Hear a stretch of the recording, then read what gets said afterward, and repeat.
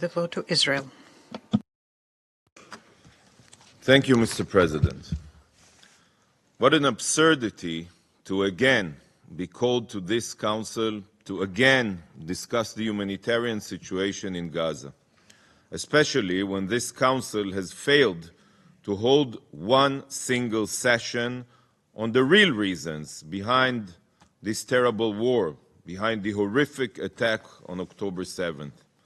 The Council should be discussing Hamas, a word that I didn't hear from my colleague. He doesn't know that they exist, and its destructive and barbaric agenda to destroy Israel, public agenda, orchestrated by Iran. Iran's intentions are to destroy the Israeli people using currently their terror proxies, in the future also their nuclear capabilities. While we sit here, our hostages are still held in Gaza in the hands of Hamas. Just this week, our forces rescued 5 hostage bodies from a terror tunnel. Where? In a humanitarian zone. Yeah, you heard correctly.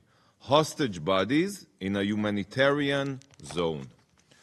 And yet, there has not been one meeting, formal meeting, in this Council, not on what started the war, and not even to discuss ways to advance the release of the hostages, not even one formal meeting. This fact disgraces the Council. Colleagues, Israel is and will always be committed to our extensive humanitarian efforts in the Gaza Strip. When earnestly examining the facts at hand, you will see the immense lengths to which Israel has gone to protect civilian lives. Do you think a country which wants to harm civilians would allow 828,000 tons of aid to enter the Strip? Not from the Egyptian border only, from our borders also. Would such a country permit over 42,000 trucks to enter via land routes, 9,931 pallets of aerial drops, and 432 trucks through the maritime route? It is the State of Israel which organized and facilitated this aid, all while under a massive attacks from Hamas on our own forces, while we facilitate the entry of this aid. We continue to work tirelessly with our international partners to support the people of Gaza. We have facilitated direct and around-the-clock contact between the UN, the IDF Southern Command, and COGAT. But you didn't bother to visit, of course, our side and see the efforts, only the Egyptian side. 11 field hospitals have been established thus far, with 3 under construction. Since October 7th, Israel has consistently ushered in food, water, fuel, medical supplies, and other essentials. Israel stands ready to provide further support. And to those who falsely and maliciously claim that Israel has prevented the provision of aid, the real numbers show that of the 42,000 aid trucks, less than 1% have been refused entry since October, and only for security reasons. But of course, the UN representatives are only focused on and amplify this 1%. At the same time, the UN finds itself overwhelmed by the aid being provided, which it is unable to distribute because of UN's problems. The failure to distribute the aid is the main reason for the bottleneck. Why is this not the topic of today's discussion? While Israel meets its obligations, the world is being fed casualty numbers and data by the Hamas-run Gaza Ministry of Health. How can we even hold a session on the situation in Gaza without verifiable data? Why hasn't the Security Council called a meeting to ask the UN for an independent process to secure reputable information rather than trusting the words of child killers and rapists? Not only does the UN falter in its duties to coordinate aid distribution, but its agency, UNRWA, is complicit in the perpetuation of this conflict. We have provided Commissioner Lazzarini more than 100 names and military IDs of terrorist operatives currently employed by UNRWA in Gaza. You pay their salaries here. This list is part of an ongoing process and does not yet reveal the full extent of the infiltration of UNRWA by the Hamas terrorists. Why has UNRWA failed to terminate, up until today, these terrorist employees? We have also discovered numerous UNRWA facilities and headquarters used by Hamas to provide humanitarian cover for their crimes. You like to call them schools. Hamas tunnels and weapons warehouses were found under 30 UNRWA schools. How can you claim that these facilities are entitled to protection?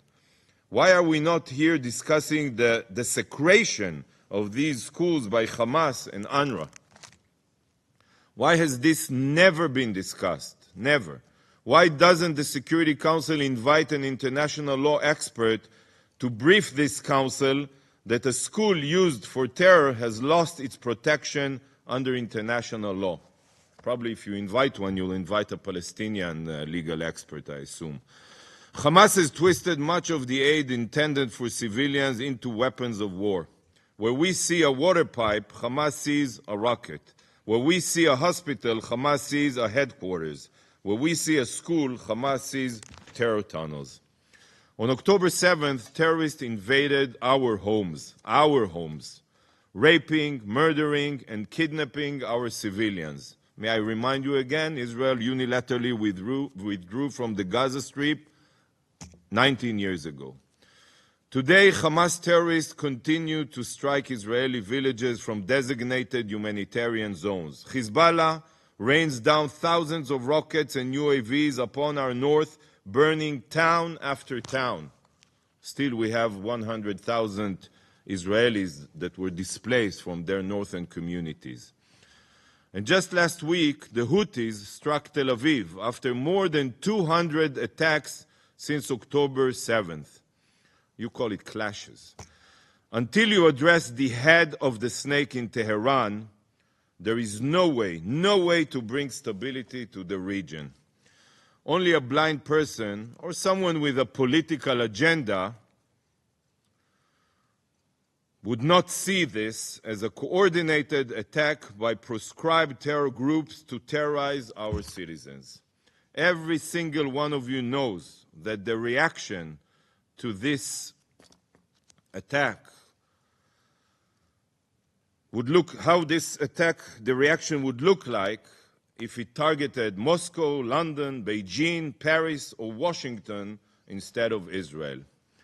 Mr. President, 115 hostages are still held captive by Hamas Nazis. The most crucial element for the end of this conflict has been excluded from this conversation. And it's not enough to remind their existence as a footnote.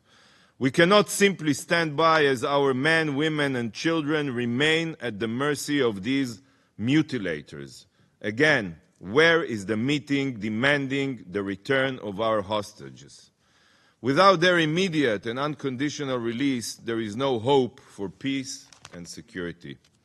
When the brutalities of Iran and its proxies are dismissed, Israel must take its future into its own hands. We will continue to carry out the necessary operations to defeat Hamas, along with anyone who attacks our citizens. Ultimately, Israel remains committed to providing life-saving aid to Gaza, while Hamas only remains committed to destroying lives. Thank you, Mr. President. Thanks for watching. Drop a comment below. Don't forget to like, share, and hit subscribe to stay updated with our latest content. Until next time, stay informed and inspired. This is Dejobnik signing off.